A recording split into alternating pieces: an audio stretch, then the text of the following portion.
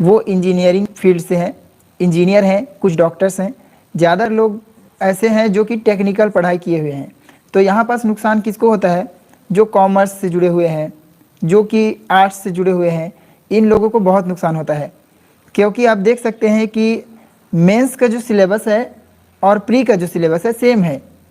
आपको कोई ऐसा नहीं है कि आप कहीं से अपना अलग से स्कोर कर सकते हो।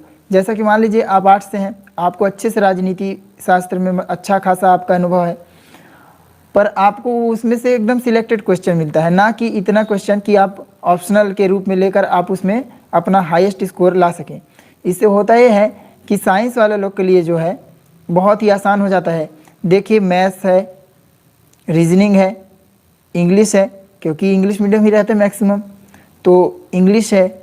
उसके बाद जो जीएस पार्ट है वो तो सबके लिए सेम है, वो तो English medium, Hindi medium, engineer और एक आम आदमी में बटा हुआ नहीं है, तो वो तो सबको बनता है, ठीक है। लेकिन मुख्य जहाँ पास परेशानी हो रहा है एनवायरनमेंट है, टेक्नोलॉजी है, तो यहाँ पास बाकी जो स्टूडेंट रहते हैं वो थोड़ा सा अपने आप को वीक महसूस करते हैं। जबकि जो इंजीनियरिंग फील्ड से जुड़े हुए लोग हैं या टेक्निकल पढ़ाई किए हुए हैं उनके लिए आसान हो जाता है। इसीलिए आप देखे होंगे कि इस बार मेंस में सिलेक्टेड जो 500 लोग हुए हैं, 500 कैंडिडेट जो सिलेक्टेड हैं, उसमें से 280 कैंडिडेट जो हैं वो ऐसे ही स्ट्रीम से जुड़े हुए हैं।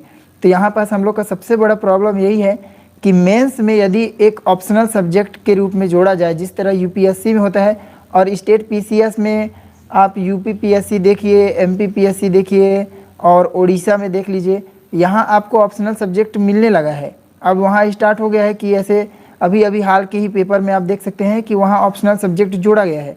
तो क्या सीजीपीएससी भी ऐसा जोड़ने वाला है? तो बेशक दोस्तों, क्योंकि अब क्वांटिटी का कोई मतलब नहीं है, अब वहाँ क्वालिटी देखा जा रहा है। जो भी सिलेक्टेड है उसमें वो क्षमताएं हैं, वो उतना सक्षम है या नहीं, उसमें क्वालिटी है या नहीं।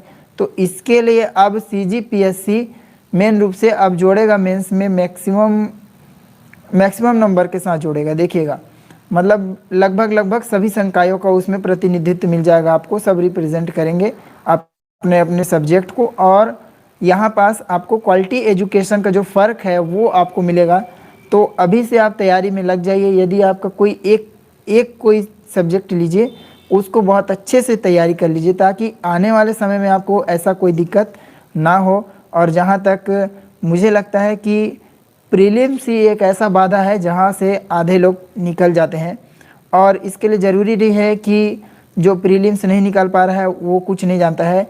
ऐसा भी हो सकता है कि जो प्रीलिम्स नहीं निकाल पाया वो जो क्वालिफाई हुआ है उससे बेहतर हो, उससे भी अच्छा हो सकता है, उससे भी ज़्यादा जानता होगा वो।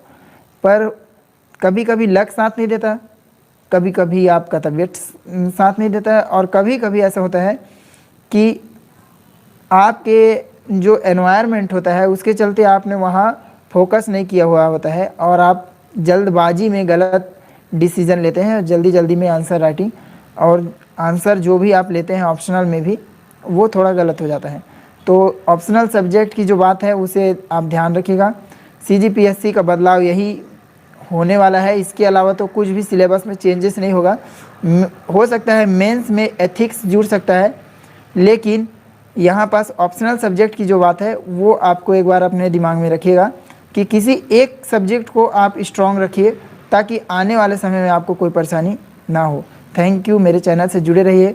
यदि आपको ये बातें अच्छी लगती है तो आप सब्सक्राइब कर सकते हैं और अपने दोस्तों के साथ शेयर करें, और अपने सुझाव ज़रूर कमेंट में दें कि आपको क्या लगता है कि ऐसा कुछ बदलाव होगा या नहीं।